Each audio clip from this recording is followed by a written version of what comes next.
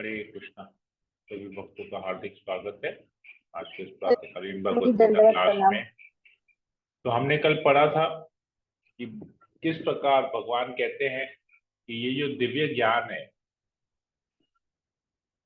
ये जो भगवत गीता का दिव्य ज्ञान है, भले ही कोई व्यक्ति कितना पापी, कितना बड़ा पापी क्यों ना हो, उसने कितने ही पाप क्यों न किए हों, अगर वो इस दिव्य ज्ञान की नाव में बैठता है, अर्थात वो अगर इस दिव्य ज्ञान को, भगवत गीता के ज्ञान को अपने जीवन में अपनाता है,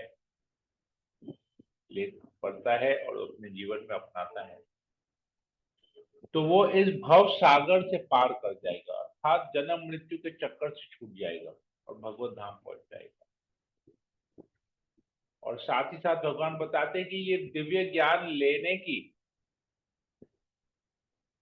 इस दिव्य ज्ञान को लेने का जो प्रोसेस है, दिव्य ज्ञान को प्राप्त करने का जो प्रोसेस है, वो है स्वरूप सिद्ध गुरु के शरण में जाना, गुरु की सेवा करना, गुरु से विनम्र होके या विनम्रता पूर्वक प्रश्न पूछना। जब गुरु हमारी सेवा से खुश होंगे तो हमें वो दिव्य ज्ञान देंगे, क्योंकि वो भी, हमारे जो गुरुजन हैं, वो भी गुरु बनने से पहले शिष्य थे। उन्होंने इसी प्रकार अपने गुरु से ज्ञान प्राप्त किया था। तो उनके जो गुरु हैं वो भी पहले शिष्य थे, उन्होंने अपने गुरु से इस प्रकार ज्ञान प्राप्त किया। तो पूरा प्रोसेस यहाँ पर हम देखते हैं। तो कितना जरूरी है इस भगवत गीता के ज्ञान को लेना। दूसरी कोई भी योग क्रिया हम कर सकते हैं, परंतु उन योग क्रियाओं से सर्वश्रेष्ठ भगवान कहते हैं दिव्य ज्ञान को प्राप्त करना श्रेष्ठ है। वो भी परंपरा के अनुसार, पारंपरिक गुरु से उसको, इस ज्ञान को स्वीकार करना चाहिए। तो भगवान इस दिव्य ज्ञान की, अध्याय का नाम ही है दिव्य ज्ञान। तो भगवान इस ज्ञान को और ग्लोरीफाई करते हैं, ज्ञान की, दिव्य ज्ञान की महिमा के बारे में और बताते हैं। आज हम लोग इसको पढ़ेंगे। ओम अज्ञानतिमिरान्धस्य ज्ञानाञ्जनशलाकया चक्षुरुन्मीलितं येन तस्मै श्रीगुरवे नमः। नमो विष्णुपादाय कृष्णप्रेष्ठाय भूतले श्रीमते भक्तिवेदांत स्वामिनिति नामिने नमस्ते सरस्वती गौरवाणी प्रचारिणे विशेष। हे कृष्णा करुणा सिंधु दीनबंधु जगतपति गोपेश गोपिका कांत राधा कांत तप्त कांचन गौरांगी राधे वृंदावनेश्वरी विश्वानुसुते देवी ब्रह्माणी हरि। वांछा कल्पतरुभ्यश्च कृपा सिंधुभ्यो च पतितानां पावनेभ्यो वैष्णवेभ्यो नमो नमः। जय श्री कृष्ण चैतन्य प्रभु नित्यानंद श्री अद्वैत गदाधर शिव सदि गौर भक्तवृंद। हरे कृष्णा कृष्णा कृष्णा हरे हरे राम राम मंगलाचरण की जय। ओम नमो भगवते वासुदेवाय। ओम नमो भगवते वासुदेवाय। ओम नमो भगवते वासुदेवाय। भगवद गीता अध्याय 4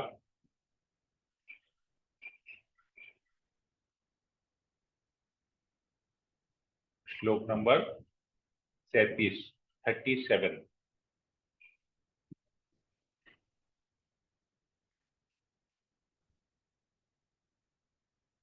भगवान श्री कृष्ण अर्जुन से आगे कहते हैं, जैसे प्रज्वलित अग्नि ईंधन को भस्म कर देती है, उसी तरह हे अर्जुन, ज्ञान रूपी अग्नि भौतिक कर्मों को, समस्त फलों को, भौतिक कर्मों के समस्त फलों को जला डालती है। तो जैसे ही हम अग्नि में कुछ डालते हैं, ईंधन, मतलब समझ लीजिए अग्नि में, हम, अग्नि का ईंधन क्या होता है, हम घी डाल देते हैं। तो घी पूरी तरह से जल जाता है। लकड़ी डालते हैं, लकड़ी पूरी तरह से भस्म हो जाता है, राख बन जाती है। तो अग्नि में कुछ भी हम डालते हैं वो भस्म हो जाता है। उसी तरह ये जो दिव्य ज्ञान है, ये जो भगवत गीता का ज्ञान है, भगवान कह रहे हैं, ये अगर ये उस अग्नि के समान है जो भौतिक कर्मों के समस्त फलों को जला डालेगी। तो भौतिक कर्म, जो भी हम भौतिक कर्म करते हैं, पाप पुण्य जो भी है, हम सारे कर्म फल से मुक्त हो जाते हैं अगर हम इस दिव्य ज्ञान के आश्रय में जाते हैं। तो कितना, मतलब अगर भगवत गीता का हम आश्रय लेते हैं, भगवान की वाणी का आश्रय लेते हैं, तो कितना पावरफुल है ये गीता का ज्ञान। भगवान यहाँ पर उसके बारे में बता रहे हैं। फिर अगले श्लोक में कहते हैं कि इस संसार में दिव्य ज्ञान के समान कुछ भी उदात्त तथा शुद्ध नहीं है। ऐसा ज्ञान समस्त योग का परिपक्व फल है। जो व्यक्ति भक्ति में सिद्ध हो जाता है वह यथा समय अपने अंतर में इस ज्ञान का आस्वादन करता है। तो ये जो गीता का ज्ञान है, इसके इसको आप किसी भी चीज से तुलना नहीं कर सकते, भगवान कहते हैं। और ये सबसे शुद्ध है, प्योर है। इससे प्योर कुछ है ही नहीं। ये समस्त योग का परिपक्व फल है। मतलब परिपक्व फल मतलब रेडीमेड, सबसे मीठा पका हुआ फल है ये। रेडी टू ईट जिसे कहते हैं। कुछ करने की जरूरत नहीं है, न किसी पेपर में रैप करने का जरूरत है। जैसे कुछ कुछ फल हम लाते हैं तो कच्चा रहता है, फिर उसको क्या करते हैं, पेपर में रैप करके रखते हैं। अब जब तक वो पके, पकने के बाद उसका मिठास हम लेंगे। लेकिन ये परिपक्व, ये ऑलरेडी राइपेंड फ्रूट है। जैसे कि आम होता है, कच्चा आम होता है, पक्का आम होता है। कच्चे आम को कुछ टाइम तक रखेंगे, कच्चापन भी चले जाएगा, पकेगा भी नहीं, बीच का रह जाएगा। लेकिन जो पक्का आम होता है, वो पेड़ से जितना देर तक पेड़ से लगा हुआ रहता है आम, वो अपने स्वभाव से वो पक जाता है। और जब उस पके हुए आम को जब हम खाते हैं पेड़ से तोड़ के, जब वो पक जाता है, अपने आप गिरता है, जब उस आम को हम ग्रहण करते हैं तो कितना मीठा होता है वो। तो भगवान कहते हैं ये जो वैदिक ज्ञान है, ये जो भगवत गीता का ज्ञान है, ये सारे योगों का परिपक्व फल है। तुमको और कुछ करने की जरूरत नहीं है, कोई योग साधना करने की जरूरत नहीं है। केवल इस ज्ञान का अनुशीलन करो, तुमको सारा फल मिल जाएगा। स्वीटेस्ट, एकदम मिठास है ये, परिपक्व फल है। और इस ज्ञान को लेके जो भक्ति करता है वो हमेशा इस ज्ञान का रसास्वादन करते रहता है। 24 आवर्स इस रस का आस्वादन करता है।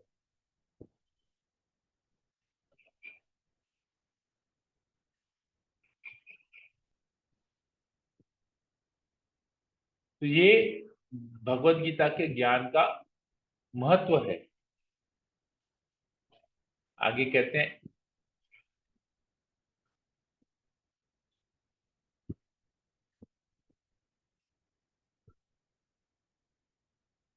जो श्रद्धालु दिव्य ज्ञान में समर्पित है और जिसने इंद्रियों को वश में कर लिया है, वह इस ज्ञान को प्राप्त करने का अधिकारी है। और इसे प्राप्त करते ही वह तुरंत आध्यात्मिक शांति को प्राप्त होता है। तो इस दिव्य ज्ञान को समझने का क्या योग्यता है? सबसे पहले श्रद्धा होनी चाहिए, भगवत गीता के प्रति श्रद्धा होनी चाहिए। ये भगवान के मुख से निकली हुई वाणी है, और इससे शुद्ध, इससे परम ज्ञान कुछ है ही नहीं। ये श्रद्धा होनी चाहिए।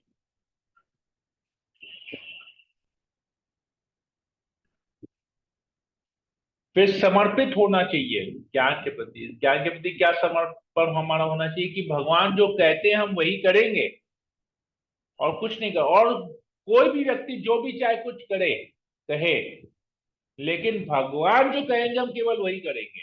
अर्थात या भगवान के जो प्रतिनिधि हैं अथवा अथवा जो भगवान के प्रतिनिधि हैं, गुरुजन है, जो वो कहेंगे हम वही करेंगे।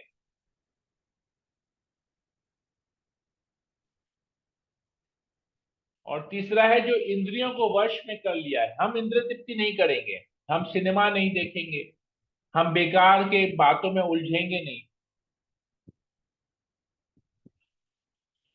हम इधर उधर घूमने नहीं जाएंगे, हम जो तो समझ के खा लेंगे, वो नहीं होगा।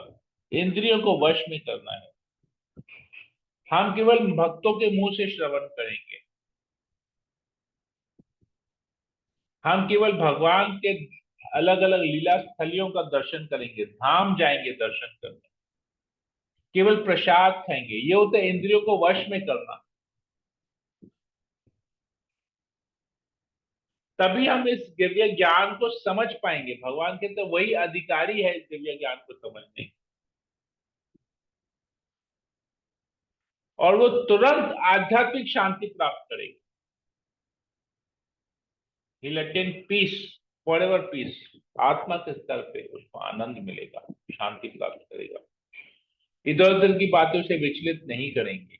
तो इससे पता चलता है कि इस दिव्य ज्ञान को समझने का, अगर हम भगवत गीता नहीं समझ पा रहे हैं तो ये सब चीज हम में लैकिंग है। हमको श्रद्धा नहीं है, हम समर्पित नहीं है, गुरु के प्रति समर्पित नहीं है। इंद्रियां हमारे वश में नहीं है। ये सब बातें हैं। किंतु जो अज्ञानी तथा श्रद्धाहीन व्यक्ति शास्त्रों में संदेह करते हैं, वे भगवत दानामृत नहीं प्राप्त करते, अपितु नीचे गिर जाते हैं। संशय आत्मा के लिए न तो इस लोक में न ही परलोक में कोई सुख। लेकिन जो डाउट करेगा, अरे भगवत गीता क्या है, ये काल्पनिक है, कृष्ण ने बोल दिया। एक्चुअली कृष्ण नहीं बोला, कृष्ण तो भगवान है ही नहीं, वो तो अर्जुन का मित्र था। परमात्मा ने कृष्ण के मुंह से बुलवाया। बहुत लोग ऐसे करते हैं। तो ये संशय हो गया, संदेह करते हैं कि कृष्ण नहीं कहा है, कृष्ण भगवान है ही नहीं,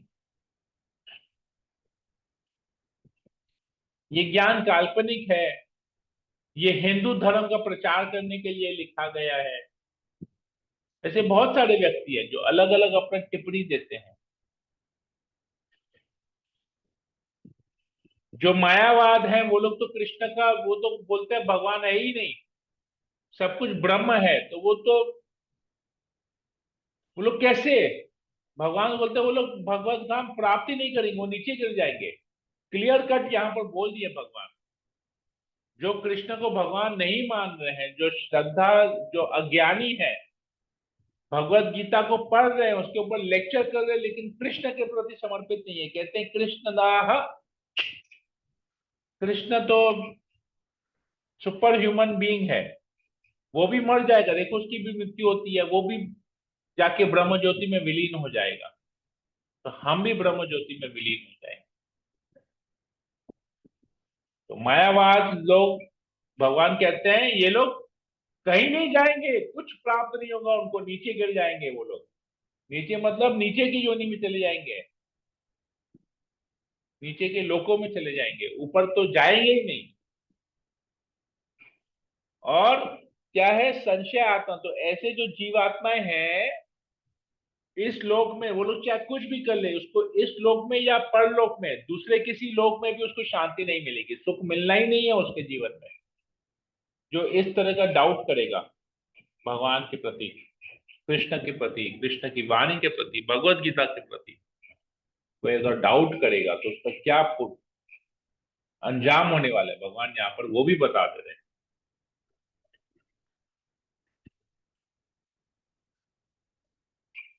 जो व्यक्ति अपने कर्म फलों का परित्याग करते हुए भक्ति करता है और जिसके संशय दिव्य ज्ञान द्वारा विनष्ट हो चुके होते हैं, वही वास्तव में आत्मपरायण है।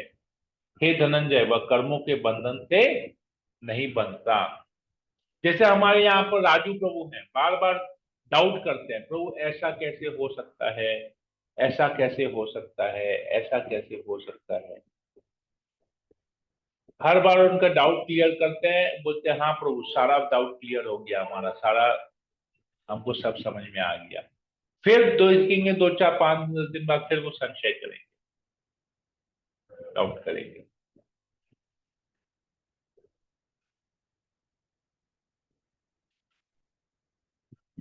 तो और राजू प्रभु बहुत मुश्किल से सेटिस्फाई होते हैं, मतलब वो पूरा बोलते हैं हम जब तक सेटिस्फाई नहीं होंगे हम आपकी किसी बात को हम नहीं मानेंगे।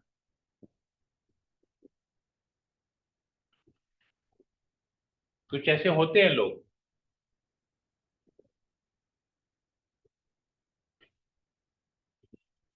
ऐसा क्यों, ऐसा क्यों, ऐसा।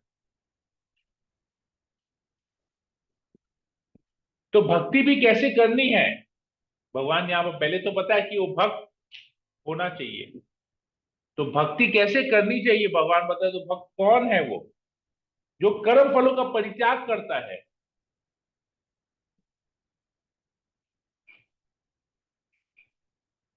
और जो इस गीता के ज्ञान को पूर्ण रूप में अपनाता, कोई भी तरह का संशय नहीं करता है, डाउट नहीं करता है।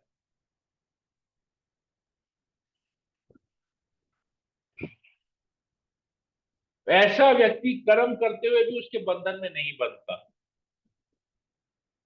क्यों? क्योंकि उसने वो हमेशा अपने हृदय में दिव्य ज्ञान का आस्वादन करते रहता है।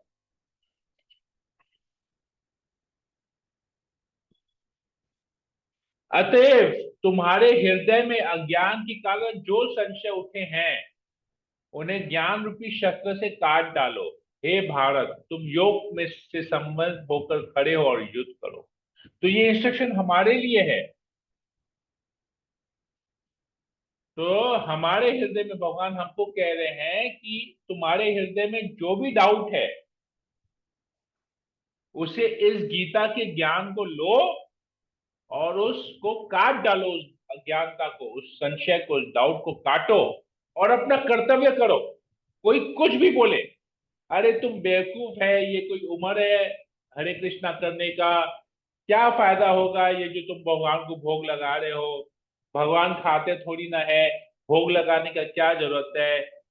अरे ये कोई उम्र है, ये तो उम्र है घूमने फिरने का, कहाँ तुम फंस गए चक्कर में, इधर इस धाम उस धाम जा रहे हो, अपना जीवन जवानी पूरा बर्बाद कर रहे हो, घूमने फिरने जाओ, ऐश करो, ये सब लोग कहते हैं। तो भगवान क्या कह रहे हैं, अपना कर्तव्य करो, तुमको ये मनुष्य जीवन मिला है, तुमको ये ज्ञान मिला है, तुमको बुद्धि मिली है, गुरु के शरणागत हो, इस दिव्य ज्ञान को प्राप्त करो, जो भी डाउट्स है उसको क्लियर करो, क्लैरिफाई करो और मेरे कहने के अनुसार, मेरे कथन के अनुसार अपना जीवन यापन करो।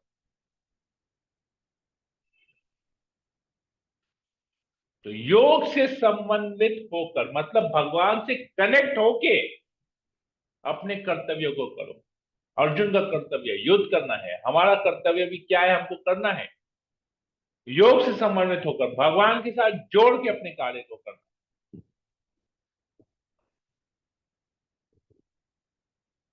तो भगवत गीता के आधार पे हमको अपना जीवन यापन करना, भगवान कह रहे हैं इस ज्ञान से, इस ज्ञान की शस्त्र से अपने अज्ञान को हमको दूर करना है, काटना है और अपना कर्तव्य पालन करना है, जीवन निर्वाह करना है, जीविका पालन करना। हरे कृष्णा। इस प्रकार श्रीमद् भगवत गीता के चतुर्थ अध्याय दिव्य ज्ञान का भक्ति वेदांत तात्पर्य पूर्ण हुआ। हरे कृष्णा। तो भगवान की कृपा से और आप सब लोगों के सहयोग से हम ये चौथा अध्याय भी आज कंप्लीट कर पाए। भगवत गीता का।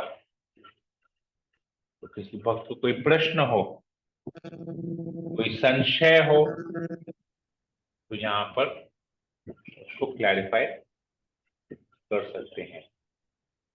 Thank you Prabhu. Hare Krishna. Hare Krishna. Thank you प्रभु।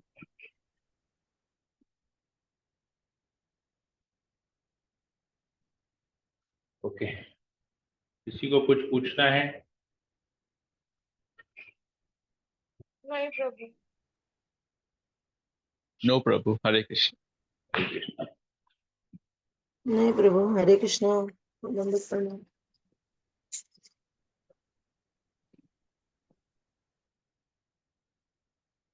अनुभव यह है कि प्रभु जी सबसे रखेंगे ना प्रभु जी, साधना बहुत अच्छी होती है, मेरा अनुभव है प्रभु जी। वेरी गुड, साधना बहुत अच्छी होती है। और किसी को कुछ बोलना है या कुछ शेयर करना है? आशा रानी माता जी। हरे कृष्ण। यस। दंडवत प्रणाम प्रभु जी। इसमें जैसे आज श्लोक में आया था कि कुछ लोग संशय करते हैं भगवान के ऊपर भी, यहाँ तक कि गुरु के ऊपर भी संशय करते हैं।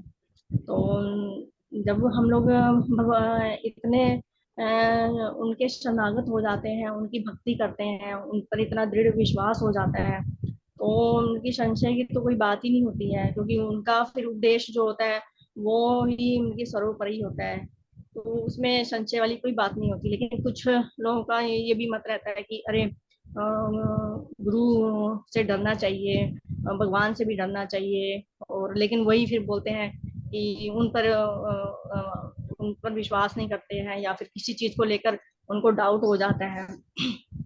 तो फिर ऐसा कि मेरा मानना है कि प्रभु जी गुरु से और भगवान से डरने की बजाय उनसे तो प्रेम होता है प्रभु जी। डरना डरना तो उसमें, क्योंकि हम लोग अगर प्रेम करते हैं तो डर डर तो होता ही नहीं है, तो ना उनका संशय होता है।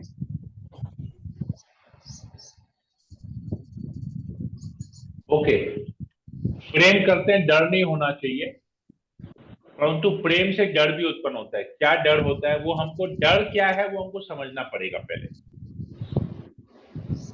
हमको डर ये होना चाहिए कि हमारे कोई भी ऐसे कार्य से उनको दुख न पहुंचे, ये डर होना चाहिए।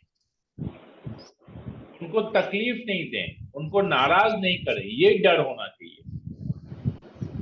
तो इसको कहते हैं प्रेम रूपी डर, कि वो हमसे प्रेम करना नहीं बंद कर दे, हमसे नाराज नहीं हो जाए, ये डर होना चाहिए। बाकी ये डर नहीं कि हम कुछ भी करेंगे, अपना मनमानी करेंगे, उसको कोई फर्क पड़ेगा नहीं, ऐसा नहीं। या वो हम कुछ करेंगे तो हमको सजा देंगे, ये डर नहीं। डर होना चाहिए, भगवान का डर होना चाहिए कि हमारे कोई ऐसे कार्य से वो नाराज नहीं, ये डर होना चाहिए। क्लियर है?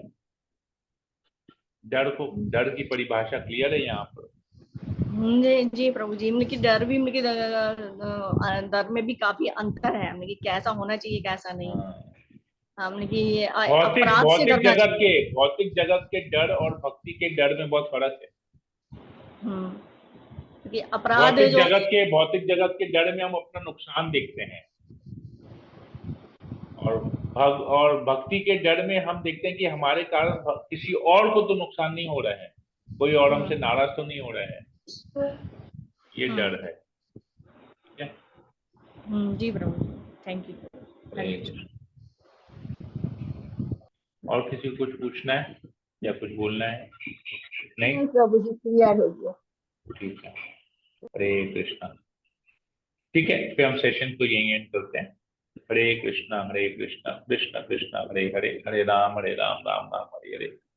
पंचाकल्पतरुभ्यश्च कृपा सिन्धुभ्येव च पतितानां पावनेभ्यो वैष्णवेभ्यो नमो नमः। संवेद भक्तवृंद की जय, श्रील प्रभुपाद की जय, भगवद गीता की जय। हरे हरे कृष्णा। कृष्णा।